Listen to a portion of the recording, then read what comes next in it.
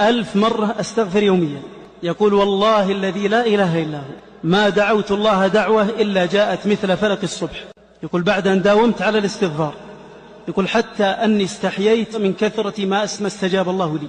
يقول لم أدعو دعوة بعد أن داومت على الاستغفار إلا استجابها الله لي. وكذلك الرزق.